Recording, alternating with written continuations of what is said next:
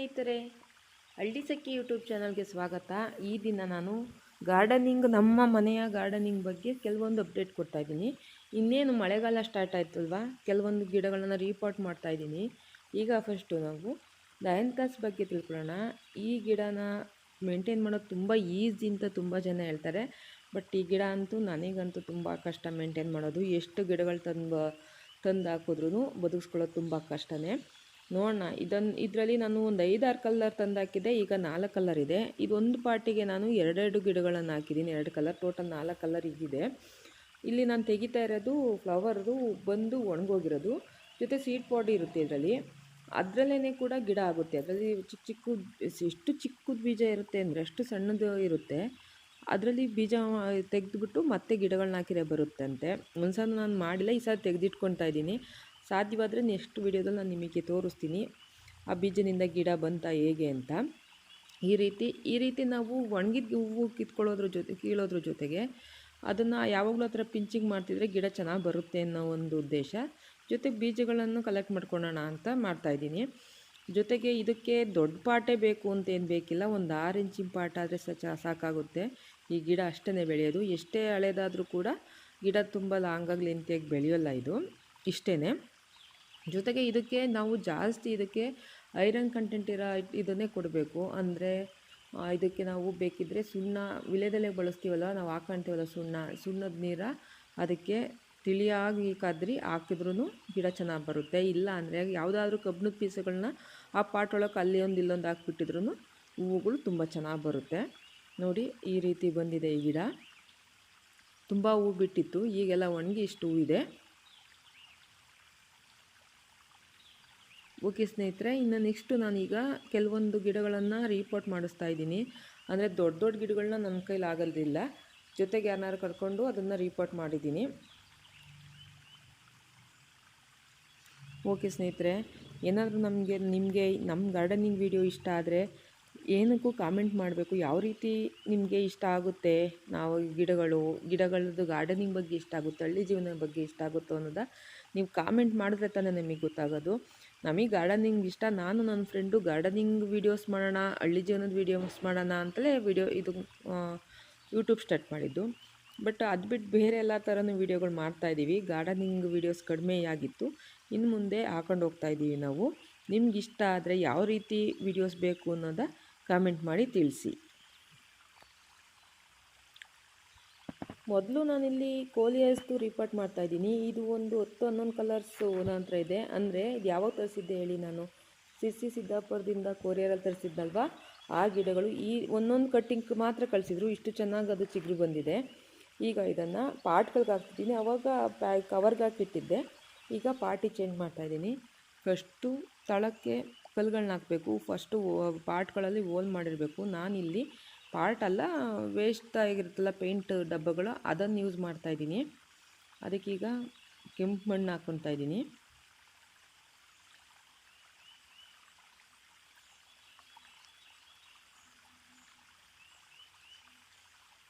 ಸ್ವಲ್ಪ ಕುರಿ ಗೊಬ್ಬರ ಬೇಕಿದ್ರೆ ನೀವು ಒಂದು ಟಬ್ಬನಲ್ಲಿ ಇದನ್ನೆಲ್ಲ ಮಿಕ್ಸ್ ಮಾಡಿ ಹಾಕ್ಬೋದು. ನಾನಿಲ್ಲಿ ಎಲ್ಲ ಪಾಟೊಳಕ್ಕೆ ಸ್ವಲ್ಪನೇ ಹಾಕಿ ರೆಡಿ ಮಾಡ್ತಾಯಿದ್ದೀನಿ. ಜೊತೆಗೆ ಆ ಕವರಲ್ಲೂ ಕೂಡ ಮಣ್ಣಿದೆ. ಇದೇ ಮಣ್ಣಾಗಿರೋದ್ರಿಂದ ಕವರ್ ಓಪನ್ ಮಾಡಿ ಹಾಗೆ ಇಡ್ತಾಯಿದ್ದೀನಿ ನಾನು.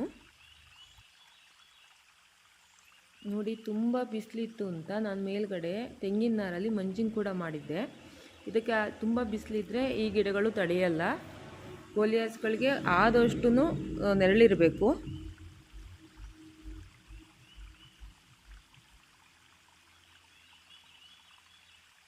ನೀವು ಗಿಡಗಳನ್ನ ನೆಟ್ಟಾದಮೇಲೆ ಬೇರೆ ಪಕ್ಕ ಪ್ರೆಸ್ ಮಾಡಲೇಬೇಕು. ಸುಮಾರು ಲೈಟಾಗಿ ಪ್ರೆಸ್ ಮಾಡಿದ್ರೇ ಆ ಗಿಡ ನೀಟಾಗಿ ಬೆಳೆಯೋದು.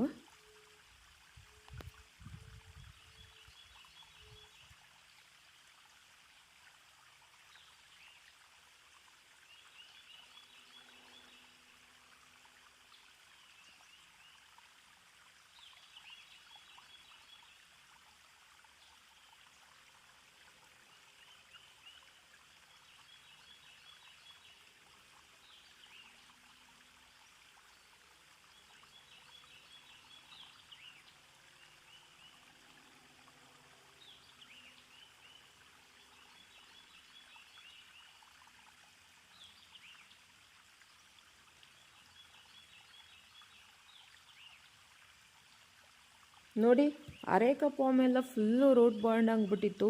ಅದು ಪಾಟ್ ಚಿಕ್ತು, ಗಿಡ ಎಲ್ಲ ಫುಲ್ ದೊಡ್ಡದಾಗಿತ್ತು. ಜೊತೆಗೆ ಬೇಬಿ ಪ್ಲ್ಯಾಂಟ್ಗಳು ಪಕ್ಕ ತುಂಬ ಜಾಸ್ತಿ ಬೆಳ್ಕೊಂಡಿದ್ವು. ಇದನ್ನೀಗ ರೀಪಾಟ್ ಮಾಡಿಸಿ ಬೇರೆದು ಹಾಕೋಣ, ಅಂದರೆ ಪೇಂಟಿಂಗ್ ದೊಡ್ಡ ಬಾಕ್ಸ್ ಬರ್ತಲ್ಲ, ಬಕೆಟು ಒಂದು 25 ಲೀಟರ್ಸ್ ಇರುತ್ತಲ್ಲ, ಅದಕ್ಕೆ ಹಾಕ್ಸೋಣ ಅಂತ ಈ ಗಿಡನ ತೆಗೆಸ್ತಾ ಇದ್ದೀನಿ. ಎಷ್ಟು ರೂಟ್ ಬಾಂಡ್ ಆಗಿದೆ ಅಂದರೆ ತೋರಿಸ್ತೀನಿ ನೋಡಿ. ಫುಲ್ ಎಲ್ಲ ಕವರಾಗಿ ಮಣ್ಣೇ ಇರಲಿಲ್ಲ, ಆ ರೀತಿ ಆಗೋಗಿತ್ತು.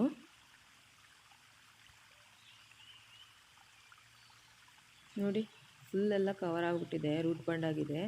ಈಗ ಇದನ್ನೆಲ್ಲ ಬಿಡಿಸ್ಬಿಟ್ಟು ಬೇಬಿ ಪ್ಲ್ಯಾಂಟ್ಗಳು ಬೇರೆ ಮಾಡಿ ಮತ್ತು ಎಕ್ಸ್ಟ್ರಾ ರೂಟ್ ಇರೋದನ್ನೆಲ್ಲ ಕಟ್ ಮಾಡಿ ಮದರ್ ರೂಟ್ ಮಾತ್ರ ಉಳಿಸ್ಕೊಂಡು ಬೇರೆ ಇದಕ್ಕೆ ಬಕೆಟ್ಗೆ ಹಾಕೋಣ ಅಂತ.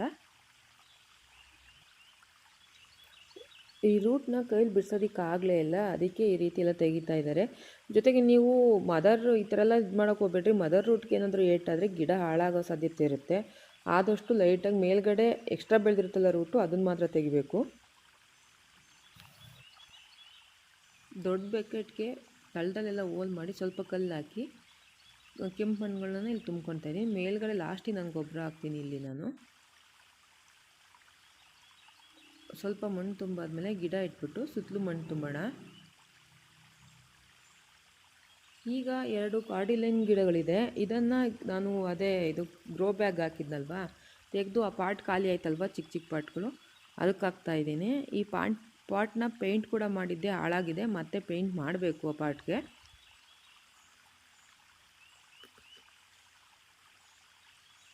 ನೋಡಿ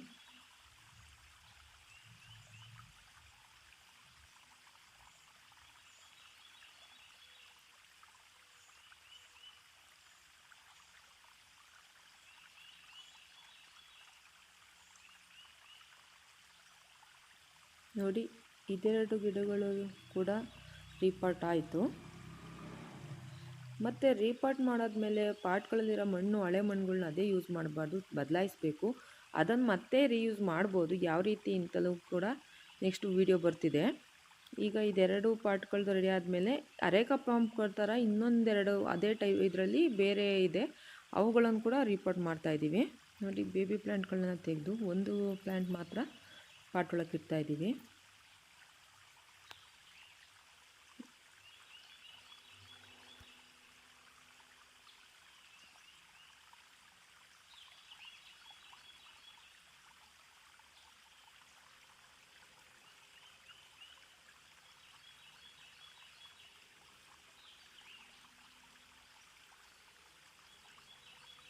ಈಗ ಜೆನಿಫರ್ ರಿಪೋಟಿಂಗ್, ಇದು ಕೂಡ ರೂಟ್ ಬ್ಯಾಂಡ್ ಆಗಿತ್ತು. ಅಂದರೆ ಚಿಕ್ಕ ಪಾಟಲ್ಲಿ ಎಷ್ಟು ದೊಡ್ಡದಾಗಿ ಬೆಳೆದಿತ್ತು. ಈಗ ಇದಂತ ಕೂಡ ತೆಗೆದು ಬಕೆಟ್ಗೆ ಹಾಕ್ತಾಯಿದ್ದೀವಿ. ಎಷ್ಟು ರೂಟ್ ಬಾಂಡ್ ಆಗಿತ್ತು ಅಂದರೆ ಹಿಂಗೆ ನೀರು ಹಾಕಿ ಹಿಡ್ದು ಎತ್ತಿದ್ರೇ ನೋಡಿ ಯಾವ ರೀತಿ ಬಂತು ಗಿಡನೇ. ಎಕ್ಸ್ಟ್ರಾ ಮಣ್ಣು ಮತ್ತು ರೂಟ್ಸ್ ಎಲ್ಲ ತೆಗೆದು ಈ ರೀತಿ ರೆಡಿ ಮಾಡ್ಕೊಂಡಿದ್ದೀವಿ. ಈಗ ಬಕೆಟಿಗೆ ಹಾಕೋಣ.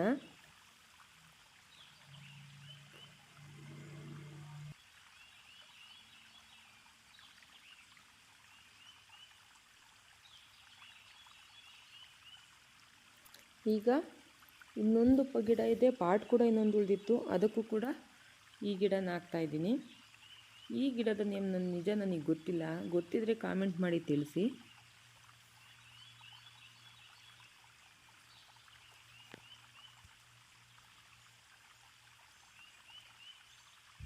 ಓಕೆ ಸ್ನೇಹಿತರೆ, ನೆಕ್ಸ್ಟ್ ವೀಡಿಯೋದಲ್ಲೂ ಕೂಡ ಒಂದು ಗಾರ್ಡನಿಂಗ್ ವಿಡಿಯೋ ಜೊತೆ ಬರ್ತೀನಿ. ಅಲ್ಲಿವರೆಗೂ ಎಲ್ಲರಿಗೂ ಬಾಯ್, ಥ್ಯಾಂಕ್ ಯು.